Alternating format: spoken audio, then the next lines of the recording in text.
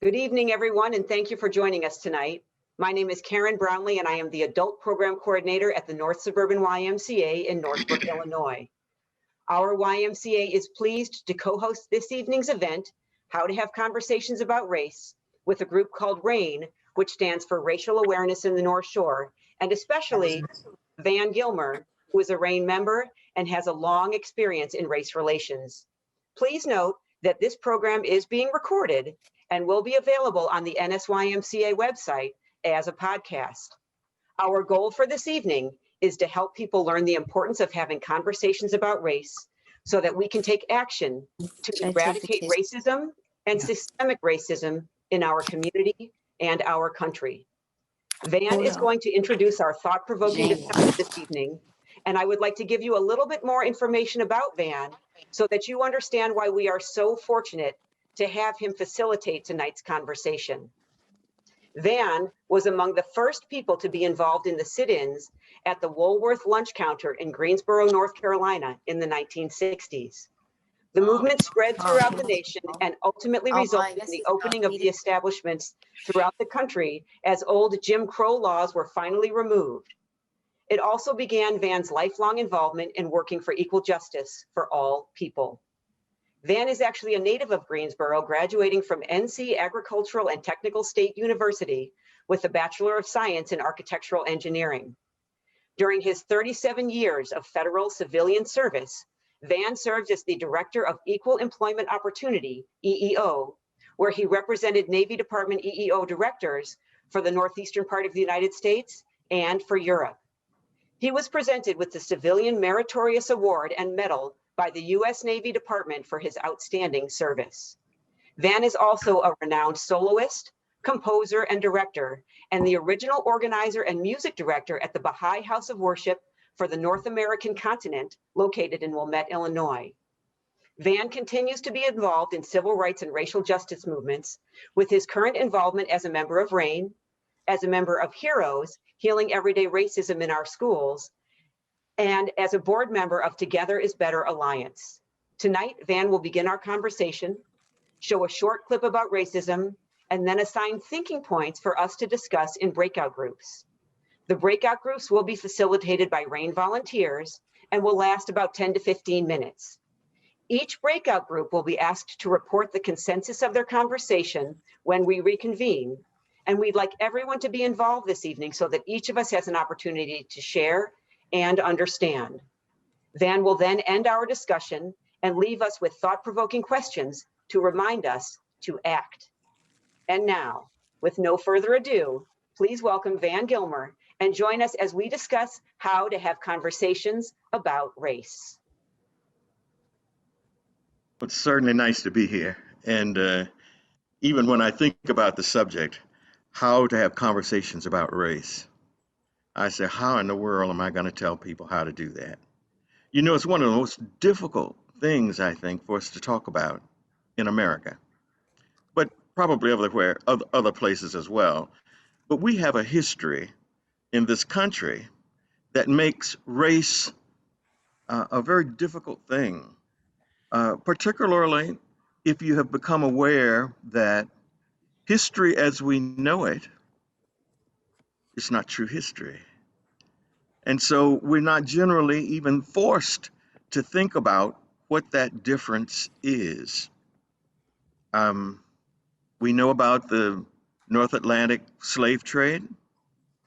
And I'd like to, when I'm talking about race in America, I'd like to first talk about most of what I will say really is about the people who are the result of that Atlantic slave trade. Those would be the Africans brought to America and enslaved. And when I think about it, it's often hard for me to imagine how, and maybe any of us, how if we were in a country that was ours, somewhere in the world, a country that was ours, and somebody came to that country and took us away against our will to an unknown place.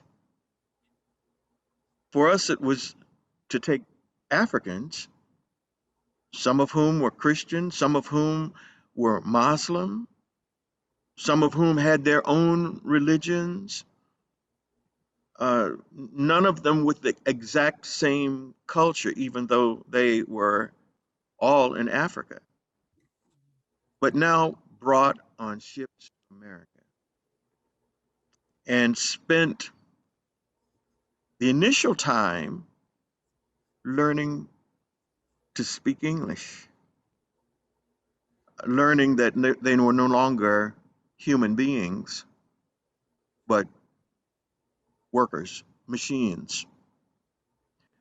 It's this history that is hardly ever told. How did I and any person on the screen who is African American, how did we get to where we are now, where we're actually talking about how we can raise this subject of race? So it's very hard, very, very hard. It was mentioned I grew up in Greensboro, North Carolina. And when I was in Greensboro, North Carolina, it was during segregated America. So it was during a time when Black people only saw white people on TV, and that only started in 1949 when TVs started. Since 48, people began to buy TVs, and on it was nobody Black. But it was all about white world in America. If I went to the movies, as much as I enjoyed them, it was all white. So I got to see the lives of white people, what they do. I learned a lot about white people. I also learned what white people wanted me to know about me, and that would be they would be a maid. They, in later years, they would be people with guns, and white people were scared they were going to shoot them. They were going to shoot the white people. So we learned, even though we didn't know we were learning. And we've learned for so long that having a conversation is not an easy thing to do. I'm going to share my screen.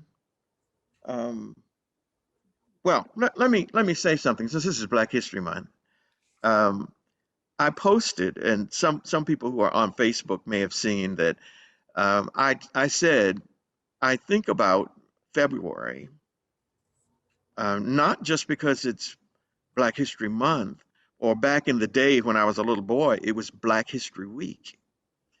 But on the 1st of February in 1960, 4 Black students at North Carolina A&T State University went downtown in Greensboro to sit at the lunch counter. We, we could not believe it. I was a senior in high school, and 2 of them had been in school with me, all through our secondary schools. And so we couldn't believe that 2 of the people that we knew were of the 4 that went downtown to sit at the lunch counter. As a little boy, my mother used to take me downtown, and in Greensboro, which was called the city, one of the cities, the big cities of North Carolina. But I had to I had to begin to know that I couldn't drink at those water fountains that were coolers, but always, not always, but in the large stores where there was a cooler, it had white over it. It had white only. Not too far from it, was a white porcelain sink that had over it colored only. The water I drank from that one was warm water. But I know now that the water that came out of that cooler was cool. It was cold. And my mother had to tell me, you can't drink out of that. She told me the water in the porcelain sink is the best. That's the best water. And so I grew up with all of these different little stories. They were a way of life. I wanted to teach my children something different. They didn't have that experience. They were in the transition. They were in this transition period when the NAACP had mandated busing all over the country. And they were part of the first group to start going to schools that were white that were being integrated. All of that is a long story. But I'll tell you now, in America, the schools today are as segregated as they were in the time when I was a little boy. We resegregated. We segregated only for a period of time. I mean, we integrated only for a period of time. And then white people started moving their kids out of the schools. They were private schools, charter schools, everything but public schools. So but public schools went back to being segregated. I was talking to a friend in Greensboro the other day, and I asked her about my high school. I said, "Are there white kids at the high school now?" She said, "What? No, it's all black." That's today. So here's another reason it's hard to talk about race because you don't think that it's as bad as it is because it has become better in some ways. So often we say, isn't life better? Aren't we doing better now? Well, I'm going to share some thoughts now with a PowerPoint, and we're going to hope everything goes just right.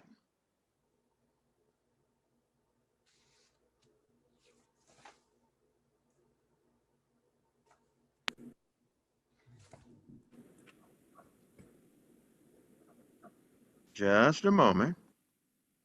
I think I got this. Of course, if you've been doing Zoom, oh Lord, he just thinks he has it. So, how do we have conversation about race? It's a subject we don't easily have a conversation about. And why would that be? I ask you, and actually I prepared this thinking more of what I would ask a white person. First, ask yourself these questions. Do I know somebody that I feel comfortable talking to who is of my own race? That's if you're white. Now, if you're black, you certainly do. If you're Hispanic, you certainly do. Latinx. If you're Indian, you do. But if you're white, do you know somebody that you feel comfortable talking to about race? Number two, do I have someone of another race that I could have a conversation, that I could have this conversation with? That's black or white or Latinx, whatever. Do you have somebody else who's different from you that you can talk to about race? Do I ever have this conversation with my family? That's black or white. Do you have this conversation? You know, many people who are black certainly have the conversation about what to do if you're out and you get stopped by the police. They certainly tell you some things to make you aware that you might have to act a little differently if you want to be accepted. And so we teach you how to do that. Here's one, if you have that conversation with your family. Now, am I comfortable having this conversation at all? That's usually a problem. So I'll ask everybody to answer these questions. How often do you have a conversation with someone who is African American? Now, this is white, if you're white. If you're black, switch off. How often do you have this conversation with a white person? Daily? Weekly? Monthly? This is just have a conversation. This is not about race. This is just a conversation. How about this one? Do you have a conversation with other persons of color? It could be Asian, Indian, other. Or do you only have conversations with people who are your own race? That's anybody. These are some upfront questions when you start thinking about, so how am I going to talk about race with other people? If I'm white, how will I do it with black people, with brown people?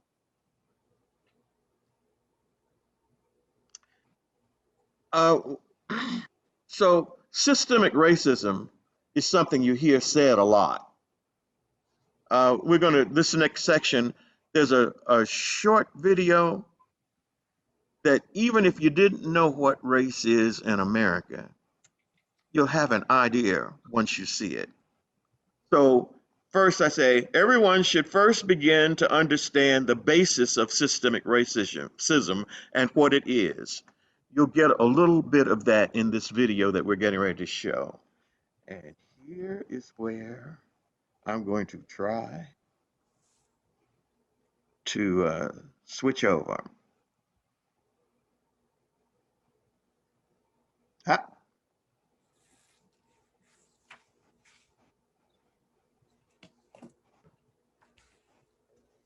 Well, I know what I want to do. You can do it. Somebody else say I can do it. Yes. Keep on telling me I can do it. You can do it, Van. You can do it. Okay. What I want to do is on the screen that it's showing to you, and I'm getting rid of some other things right this minute to see if I can't get to.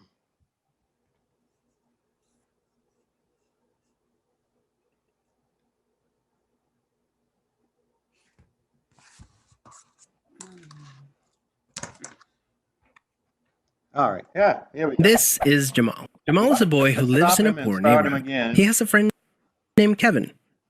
Yep, and Van, we can't see him quite yet. We still see how to have conversations about race. We can hear it, but we want to see the. Oh, all right. I'm hoping this will be it. Do you see a black screen? No. Not yet. No. Jamal is a boy who lives in a poor. Do you see anything? Everything in life. We have conversations about race. You see this slide? They have to minimize that screen, Van, the how to have a conversation about race screen. I'm gonna start again. Can you see me doing stuff? This is Jamal. Jamal is a boy who lives in a poor neighborhood. No, we're still stuck on your PowerPoint. So if you can minimize the PowerPoint. Oh, so you're seeing? I have two screens. Ah, thank you. Megan says if you unshare your screen and then share it again with the other one, that might work. Yeah. So try unsharing your screen. There you go, and then try sharing your screen and choosing the video. See if you can get that to happen. All right. You would think I'd know We did practice earlier. You'll get it. Don't as many worry. times as many times. Yeah, we practice. We did. So You'll get it. there you go. I believe. All right. I'm sharing now. You see them? Yes. Yes. Okay. Well Here we go. done. Here we go. All right. This is Jamal. Jamal is a boy who lives in a poor neighborhood. He has a friend named Kevin who lives in a wealthy neighborhood. All of Jamal's neighbors are African American, and all of Kevin's neighbors are white. Because Jamal's school district is mostly funded by property taxes, his school is not very well funded. His classrooms are overcrowded, his teachers are underpaid, and he doesn't have access to high-quality tutors or extracurricular activities. Kevin's school district is also funded by property taxes, so his school is very well funded. His classrooms are never crowded, his teachers are very well paid, and he has access to high-quality tutors and lots of extracurricular activities. Kevin and Jamal live only a few streets away from each other. So how come they're growing up in such different worlds with such different opportunities for success? The answer has to do with America's history of systemic racism. To understand it better, let's look at what life was like for Kevin and Jamal's grandparents. Decades after the Civil War, many government agencies started to draw maps dividing cities into sections that were either desirable or undesirable for investment. This practice was called redlining, and it usually blocked off entire black neighborhoods from access to private and public investment. Banks and insurance companies used these maps for decades to deny black people loans and other services based purely on race. Historically speaking, owning a home and getting a college education is the easiest way for an American family to build wealth. But when Jamal's grandparents wanted to buy a house, the banks refused because they lived in a neighborhood that was redlined. So Jamal's grandparents were not able to buy a home, and because colleges could prevent them from attending through legal segregation, their options for higher education were really scarce. Kevin's grandparents, on the other hand, got a low-interest loan to buy their first house and got accepted into a handful of top universities, which traditionally only accepted white students. This opened up a wealth of opportunities that they were able to pass on to their kids and grandkids.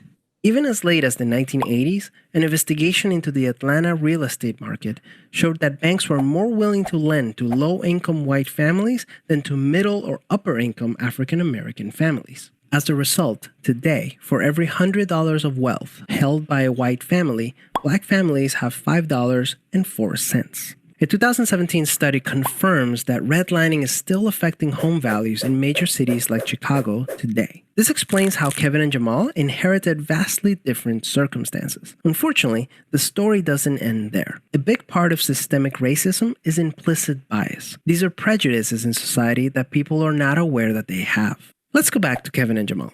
Against all odds, Jamal manages to be the only student from his high school to get accepted into a great university, the same one that Kevin and his high school friends are attending. But after Kevin and Jamal both graduate, Jamal notices that his resume isn't drawing as much interest as Kevin's, even though they graduated from the same program with the exact same GPA. Unfortunately for Jamal, studies show that resumes with white-sounding names get twice as many callbacks as identical resumes with black-sounding names. Implicit bias is one of the reasons why the black unemployment rate is twice the rate of white unemployment, even among college graduates today. You can see evidence of systemic racism in every area of life. The disparities in family wealth, incarceration rates, political representation, and education are all examples of systemic racism. Unfortunately, the biggest challenge with systemic racism is that there's no single person or entity responsible for it, which makes it very hard to solve. So what can you do? The first thing you can do is work towards becoming more aware of your own implicit biases. What are some prejudices that you might hold that you're not aware of? Second, let's acknowledge that the consequences of slavery and Jim Crow laws are still affecting access to opportunity today. As a result, we should support systemic changes that create more equal opportunities for everyone. Increasing public school funding and making it independent from property taxes would be a great start, so that poor and wealthy districts can receive equal access to resources. Systemic problems require systemic solutions. Luckily, we're all part of the system, which means that we all have a role to play in making it better. Peace.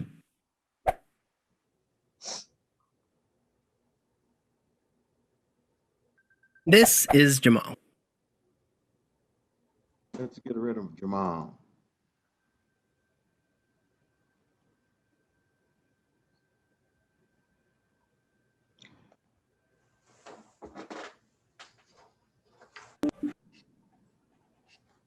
All right. All right. Lord. So let me get to my PowerPoint.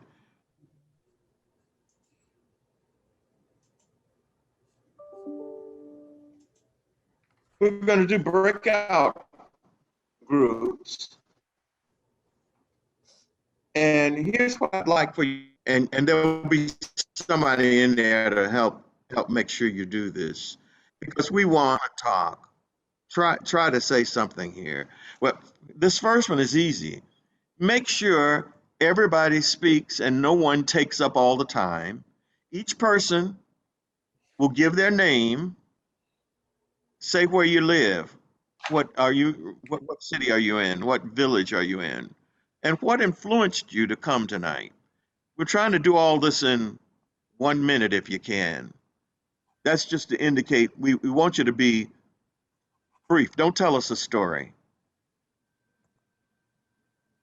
The second thing I'd like for you to do in the breakout rooms is each person briefly say what stood out in this video that you weren't familiar with. What is it that stood out?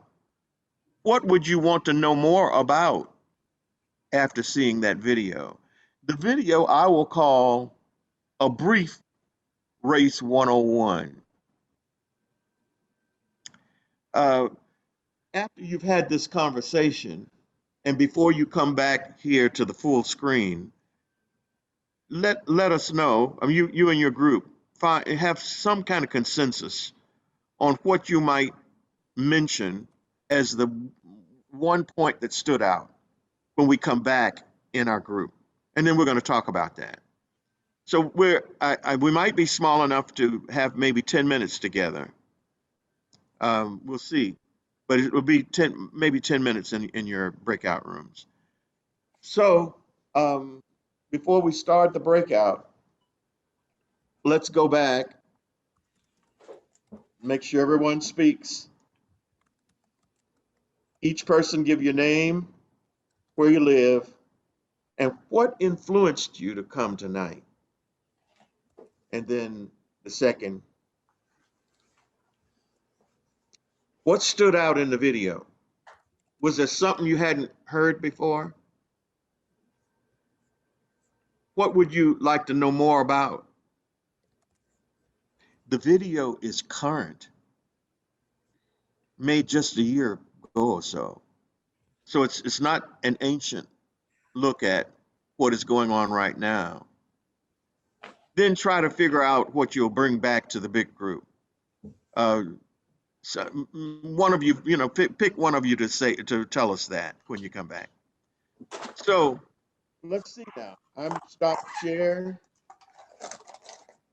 All right. And Van, would you like me to read the guidelines that we had talked about earlier? Yes, or do you think that's fine. good enough? That'd be good. Yeah, go ahead and read those. Okay, I have another set of guidelines, if you don't mind, that I would like to read for everyone. These are our conversation guidelines for participation. Number 1, before starting, please turn off or silence your cell phones or other devices. 2, first introduce yourself, where you're from, and briefly why you're here. 3, please listen actively and with curiosity when other people are speaking. 4, ask questions respectfully, focusing on ideas. 5, lean into your own discomfort and listen to each other. Number 6, speak from your own experience. Instead of generalizing, use I statements. Number 7, participate to the fullest of your ability and help make sure that every voice is included. Number 8, monitor your speaking time and wait. Ask yourself, why am I talking? Why aren't I talking? Strive for understanding, not necessarily agreement or consensus. Be conscious of your body language and your nonverbal cues, as they can be as disrespectful as words. Number 11, commit to non-closure. And number 12, keep in mind that the breakout sessions are short, so please be quick and concise when you speak. All right, so we're going to start the breakout rooms. Let's see if I can get this to work. Here we go. I'm going to open the breakout rooms. You'll be in a room. Van, you're not going to be in a room. You and I can go in any room as the host and co-host. And everybody else, you're assigned to a room with a RAIN volunteer. And here we go. Thanks, everyone. Ah, well, they're rushing. I know, I feel bad. 10 minutes is way too short, but Yeah. you know. Well, we're- I think when they're back, though, we can have open conversation. First, see if the groups have something, and then it's a good time to do kind of an open conversation. That's great. Since we got something. And what time do you really want to stop? I would say a hard stop at 8:30, so we've got 8:30. plenty of time. Okay, Yeah. all right, okay.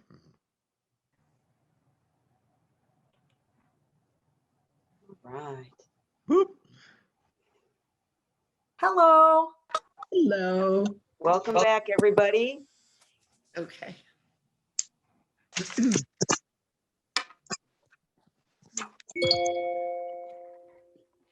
All right, Van, I will let you continue to take it from here.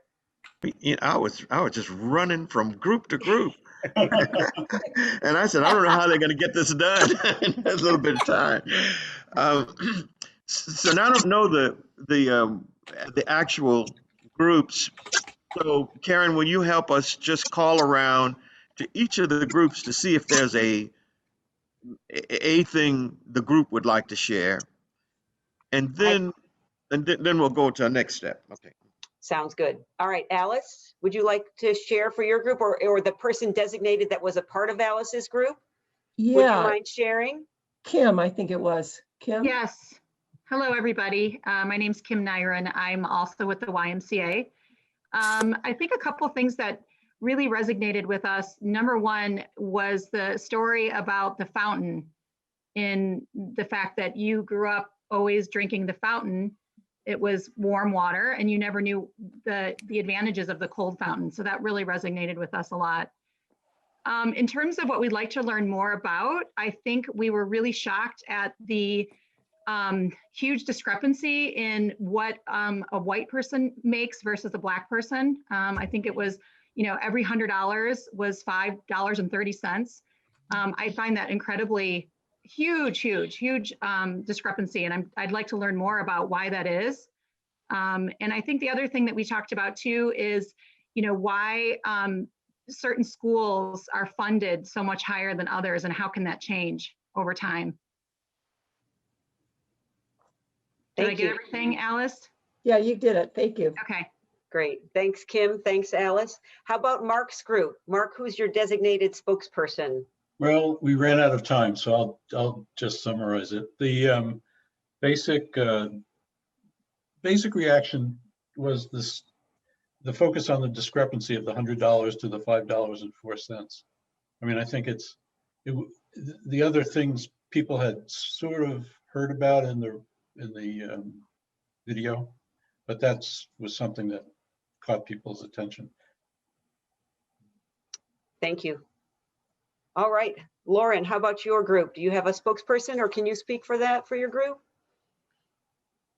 You're muted.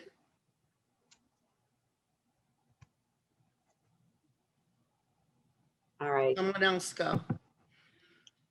Okay. We can come back to Lauren's group. How about Bruce's group? Yes, I was going to ask Susie if she would speak for the group. And if you're not comfortable with that, I will.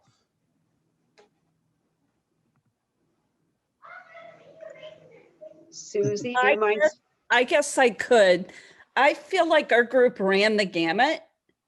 We had an individual who is tired of talking about race, and it was difficult and consuming, I would say. I hope I'm translating that right.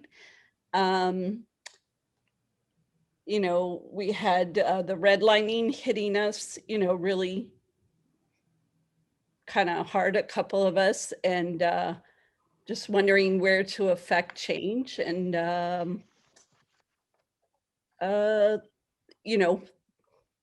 ideas about why is it that it doesn't change?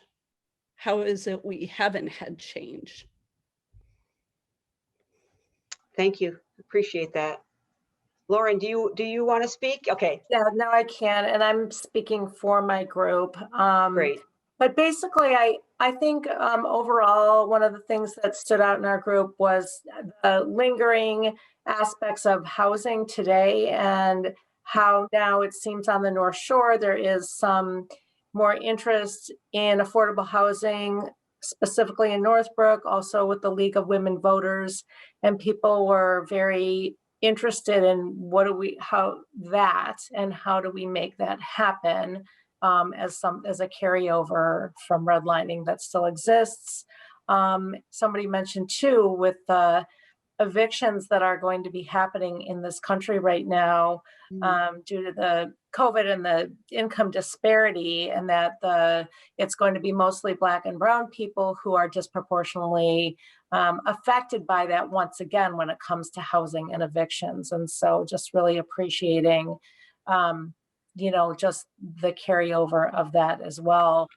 And then the last comment I just want to make is one person in our group really did note that, to try to have a quick conversation about race is really, really hard. And I think that, that's a good point. And, also conversation is better than no conversation, but that it's certainly a very deep and complex topic. Absolutely. Absolutely. And thank you to whoever said that, because they're right. We could do this every night for the month of February and still not talk about it enough.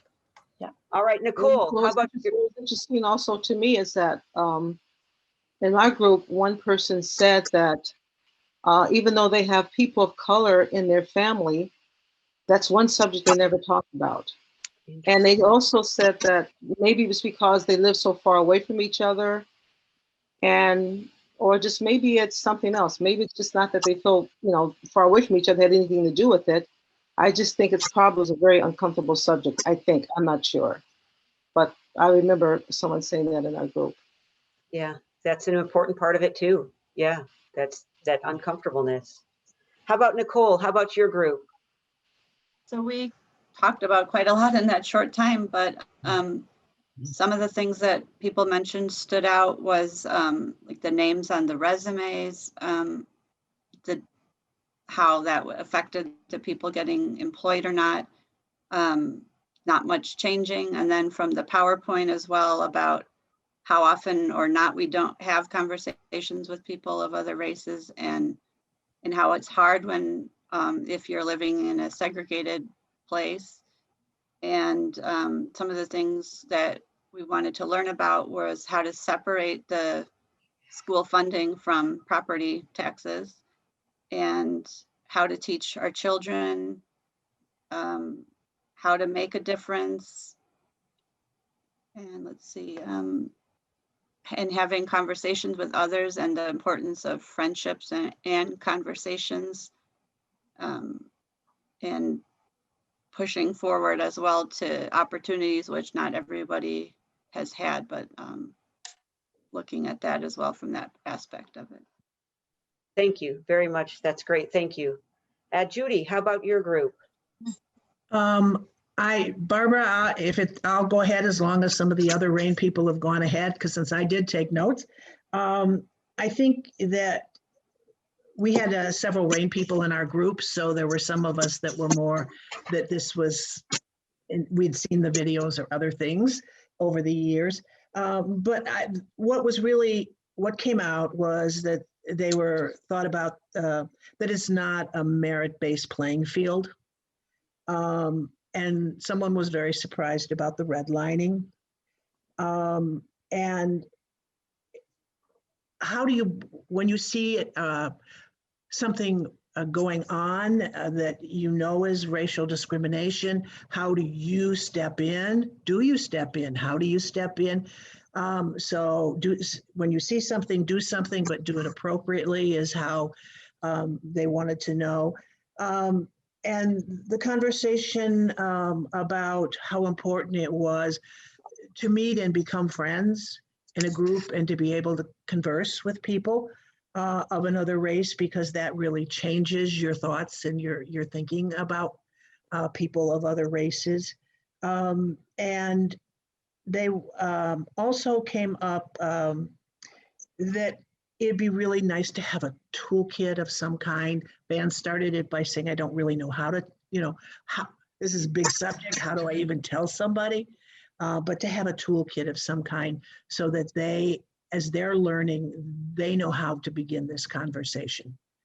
And then there was the point about the PowerPoint went by so fast that they'd like to see to have that in a handout. And then, the reminder that it will be recorded and on the website so that they can look at it again. Yes, exactly. And maybe we can even ask Van for the PowerPoint and we can post the PowerPoint to our website. Awesome, thank you. And then last but certainly not least, Carla, your group? Yes, they asked me to speak on behalf of the group. We had folks from Elmhurst, Arlington Heights, Deerfield, Glenview, and the reactions to the video were surprised by the redlining, the historical accumulation of wealth, and how the huge disparity still exists today. Then we talked about some things related to solutions, including the solution that schools perhaps could be less greater disparity if they were not connected to the property tax. And then a couple of other suggestions people had were, one was a movie that was mentioned called The Banker, as it relates to loaning money more evenly and with less disparity. That was a suggestion. Another wonderful suggestion was somebody who's on an anti-racist committee on their church. And the suggestion was that Chase Bank is apparently having very clear about their anti-racist policies. The suggestion was to go to your bank and ask your bank, what are you doing for anti-racist policies to make sure that historical disparities are not continued and systematically still occurring.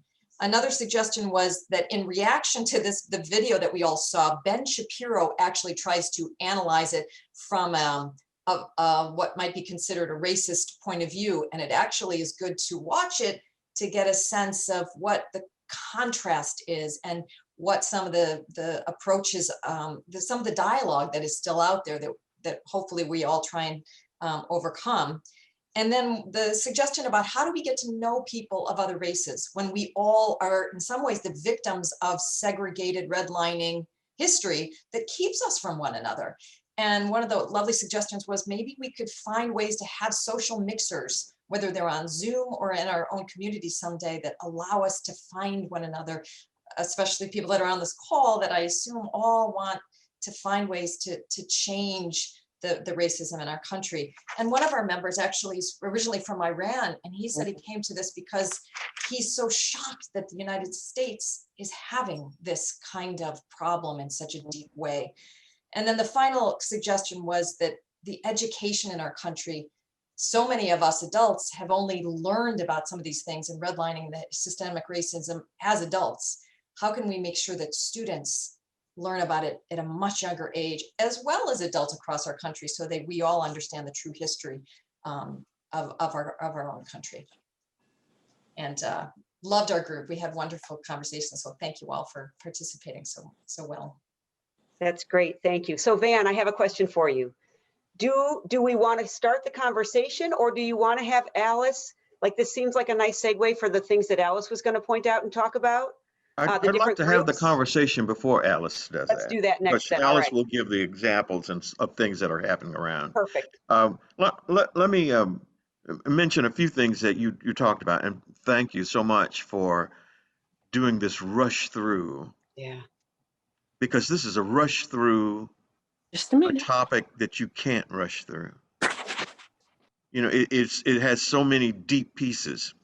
So I wrote a couple of things just for me to mention to you. You know, with many of us living in the North Shore, we actually fall into what could be the red line area. The area we live in was not necessarily supposed to be people of color. It was supposed to be white.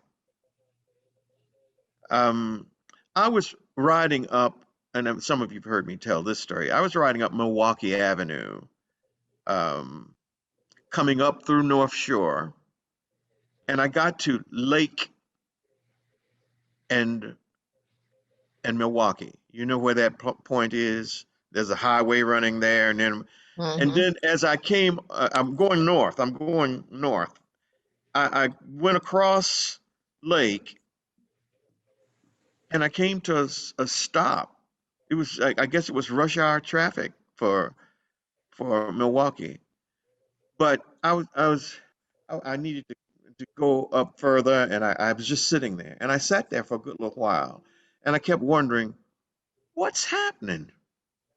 We've come through the light, and now I'm stopped, and I was behind a bus, so I couldn't get around. The bus had stopped, and it had stopped in the lane. So finally, the bus pulled off, and when the bus pulled off, there are all these brown people. I said, what is this? Where did where did these brown people come from? I'm sure they were African American, they were Spanish, but they were brown.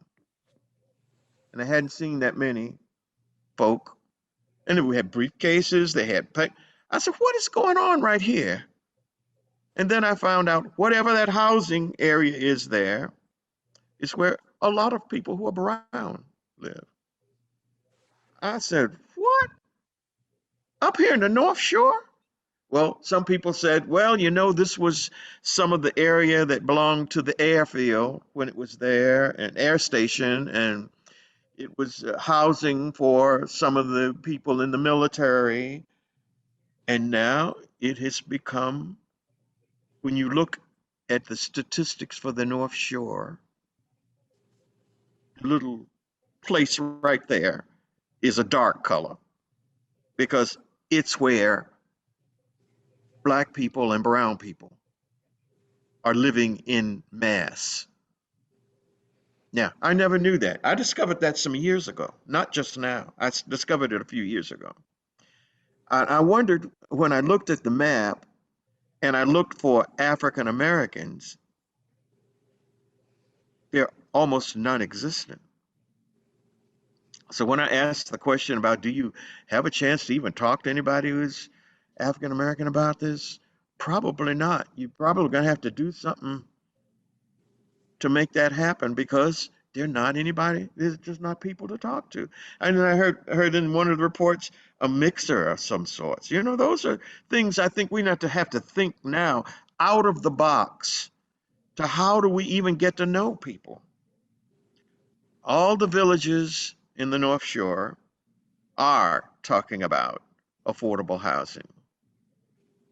And the words affordable housing conjure up other thoughts.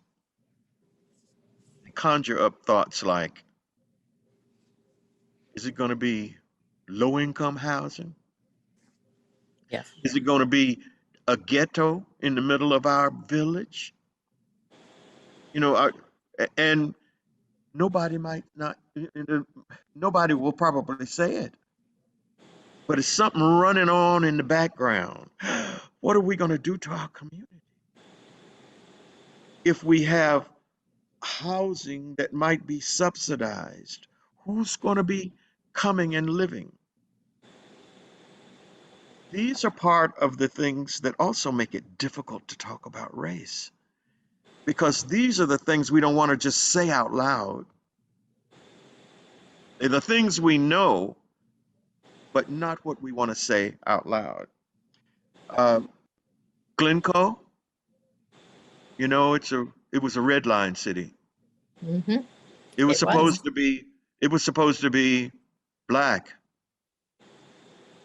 And it was many, many years ago. It was where all the workers could live who were Black. And what about Glencoe now? It's white. Like several other cities in the North Shore, it's not only white, but it's in the top 25 cities in America with the highest income. And it's not up in the 25 part. It's So there, here was a place that in the little film, it says, we redline. And generally we could say, we'll go south and do the redlining because that's where the bulk of people who are brown are. But they're not in the North Shore. So, and I live in the North Shore. Um, I've lived in Wilmette for 14 years, and my neighborhood has sold maybe 6, 7, 8, 9 houses. There are 50 some houses in my neighborhood. No other black person has moved in. It's still the way it was. So when we're not talking about race, we're not thinking about what is it we could do to change some of this. It's all very difficult, but what could we do to change it? I told you I was planning to really be talking to mostly white people. But you see the person that says Mary there? Well, Mary doesn't live in the North Shore. But I was in her group when she was the one that said, this wears me out. Talking about race wears me out. Because it's been going on for so long and not necessarily in this community where we're having this discussion now. So people who are black have never been devoid of it, except for our good Dr. Jenkins Davis. Where is he? There he is. You see him? He lives in Barrington. Barrington. Barrington is also one of those cities that is in the top, but it's a white city. It has always been white. So if I were to ask Jenkins, how many black people do you see in a day? What would your answer be, Jenkins? My answer would be none. I don't see any black people in my day in this community. That's his answer. There are blacks that live here, but yeah. not. Yeah. That would be my answer. I see none. I have to go to a place where they are working in order to see them. So the conversation is really a hard conversation for white people because it's so rarely had. It's hard for black people because they have it all the time. Even with each other, they have it. And so how you have that conversation with them becomes difficult. We certainly want to help, but we also need you to want to have the conversation. And somehow black people can tell when you want to have the conversation. They can also tell when you don't want to have the conversation. When you say things like, I don't see color. Yeah, right. Yeah, right. You don't see color. The police always sees my color.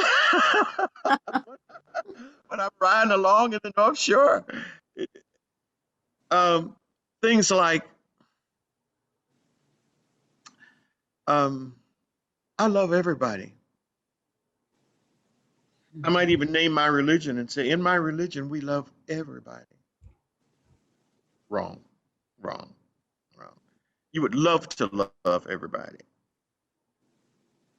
But this is work that we have to do, individually. And so sessions like this. They're beginning to happen because, as someone said, there's a new awareness in America. Why is that new awareness in America? Well, certainly it started with George Floyd. Now, many black people have been killed before George Floyd, and quite a few since George Floyd. Yeah. That's the crazy thing. Would you think, oh, maybe it stopped now? Because no, it didn't stop. We explain how it was okay. The conversation in mostly white areas is how there was something right about what happened.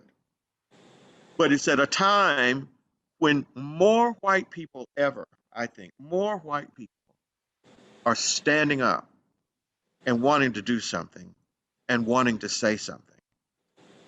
And now we're trying to figure out how is it more places can be where you can find out more and you can find out what it is I might be able to do. Not easy. And it won't happen overnight. But this is a good start.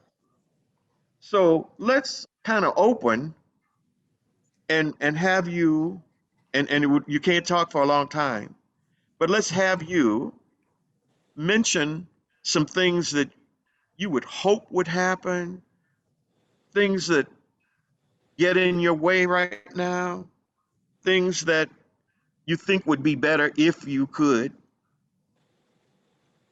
The door is open. Unmute. Let's have somebody participate here. And I can tell if you do your hand, then we can say, okay, Bonnie, yes. I want to recommend a book that I read with I was tutoring some Korean children they're children of my pastor. And in their Northbrook school, they had a book called We Were Warriors by a lady named Petrillo, I think it was. And it was about the integration of a Little Rock high school when she was growing up. And it's a very moving story. And this child I was working with was very moved by the story. We had some really good conversations about race and what was happening. And he's Korean, so he was worried about people not accepting him because he was not white when he was moving to a new town. So we talked about a lot of things like that. And it was very helpful for me to work with him. And he was like 14 or something at the time. So it was easy for us to have a conversation without me feeling that I had to have all the answers for him even then. So it was a good, if you want to get a chance to read it, it's probably in the library. Mm-hmm. Can somebody else want to? Yes, I do. Just all right. Yes. Yes. Yeah. I think for me to start would be white people learn what your history is.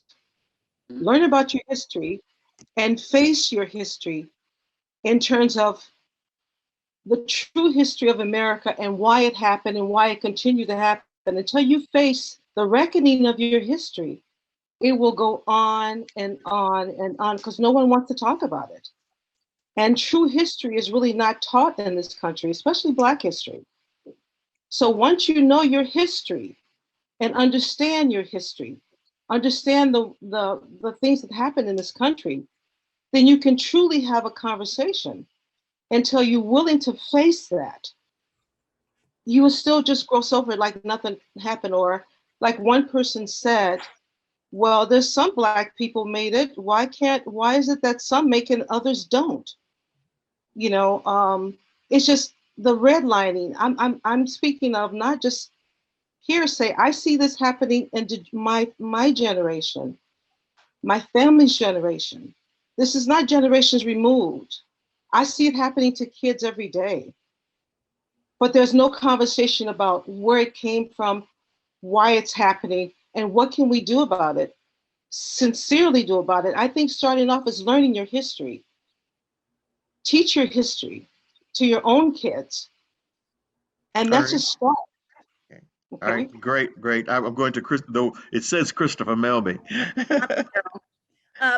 Along with that, I think we all need to get into our schools and see what's being taught. What's in those history books? What's in the libraries? what kind of books are the children being given to read? And what kind of questions are they being asked about those things? That's really important.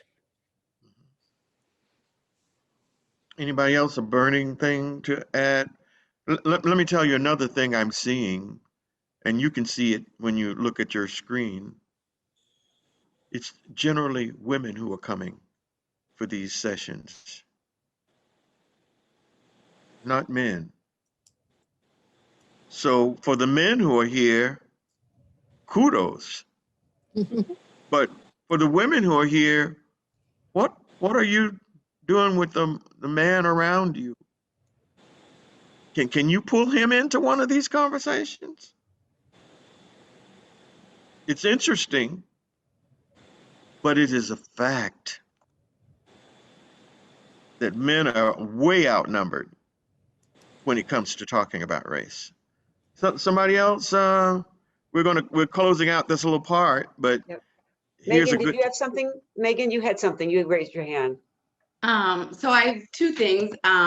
One, there's a great podcast called Seen on Radio. And I can't remember if it's called Seen White but it talks about you can't have Black without white. And so it just talks about the history of whiteness in America. It's a wonderful podcast. Van's point, I just started the book Mediocre, and it talks about white men in America, which is a very interesting read. And so it's called Mediocre. It's a good book, and it talks about white men in America and how they've written our laws and our education system. And before this, we were talking, I was watching the news and they were talking about tipping, and it's just tipping at a restaurant and how that has racist beginnings. And like, it's so systemic that you don't realize how much of our everyday lives has been built on racist constructs. And, and I said in my group, this is working by design. It's working exactly the way it's supposed to. And it's these conversations and being aware of who's on your school board, what they want to teach you, what they want you to know. I'll just give a very short story.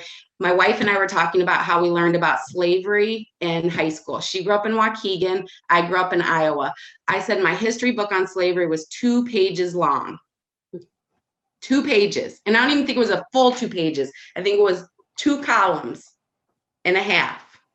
And so she couldn't understand why I didn't understand things that she understood. We were taught totally different histories when it came to what we learned in school. And in high school, what I learned about Black history, my teacher showed us Roots. That is what I got from my Black history, was Roots, the movie. That's it. No discussion, just the movie. I would second that motion on the Seen on Radio.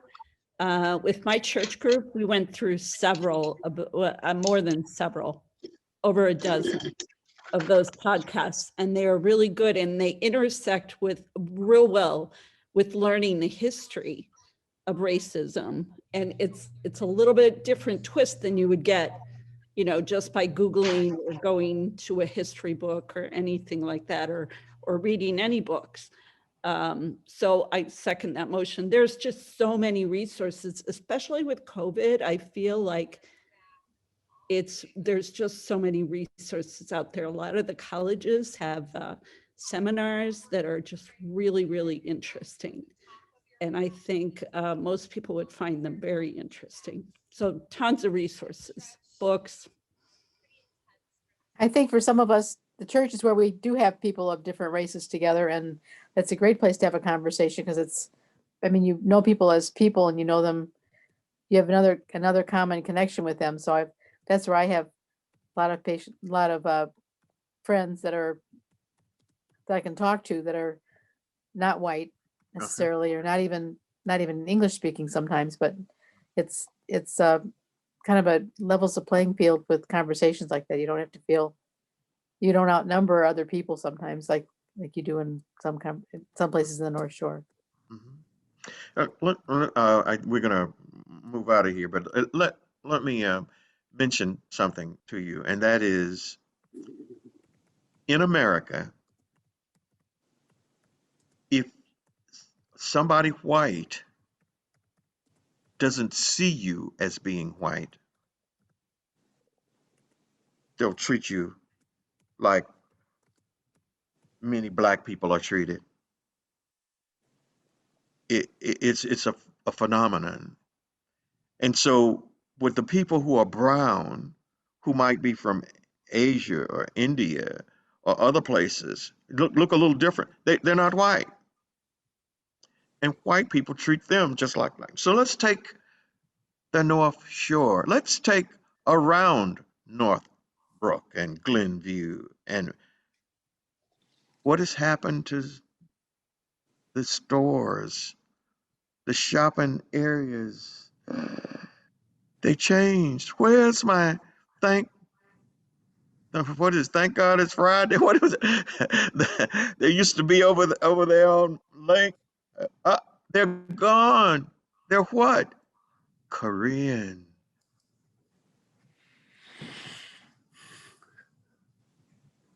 That's a brown person. So in our schools that don't have any African Americans practically, there are Asians who are now Asians and Indians who are darker even, who are getting some of the brunt of what we white people can do to people who are not white. So it's difficult to have the conversation because it's a personal conversation. It's a very personal conversation. How do you see people? How do you treat people? Can we love each other? If we can, then we need to know each other. Once we know each other, we might be able to love. So this is I'm happy all of you've come out. This next section, which is a closing out, is some ideas of things you can do if you're not doing things now or not involved in things now. And Karen, Alice, this is your section. Okay. First of all, thank you, Van, for everything you've done tonight and everything you do. And I also want to thank everybody who came tonight. There are many ways you can get involved, but I want to highlight a recurring event. If you do nothing else as a result of tonight, please just sit in on one of Van Gilmer's Zoom meetings of intimate dialogues on race. He hosts a meeting on the third Wednesday of each month, in which he asks a few willing Black friends to answer questions such as, what one thing do white people do that really bothers you? This is a chance for white people to listen in and learn about the everyday experience of being Black in America. There is Van's email address. You can ask him for the registration link. They started this somewhere in May, and I've been going every month, and it's just gotten better. Then I'm going to turn to some local organizations that can also give you a start. And I'm going to start with RAIN, which was a co-host tonight. It stands for Racial Awareness in the North Shore. We've been going around for about 5 years. We work to put on education workshops like this one and to get information out about other resources. If you send me an email, I'll get you on our email list. And if you go to our website, www.rain.community, we have other resources there and prior programs you can view. Pizza and Social Justice is another organization. It started as Conversations Over Pizza. They meet regularly to show a video and then talk about the issues raised. I went to their website. It's excellent. It's up there on your screen. It's a good way to get started. Another big organization is a good organization. A lot of people were talking about schools tonight. Healing everyday racism in our schools. Van was one of the founders of this. It started with New Trier, but now it's grown to include other North Shore communities. They are currently, circulating a petition in support of culturally responsive teaching and leading standards. There's a petition, if you go to their website, you can find it, to support teaching educators about issues relating to cultural differences so that the teachers can be sensitive and be more supportive of their students. Together is Better Alliance. That's another program Van is involved in. And their mission is to foster knowledge and engage to confront our country's shared legacy of slavery. Right now, they're working on highlighting the film The Long Shadow, about a woman's experience learning about her family, a white woman learning about her family's involvement with enslaved people. And that movie is going to be shown at the Northbrook, through the Northbrook Public Library, and 28 other libraries are going to host it.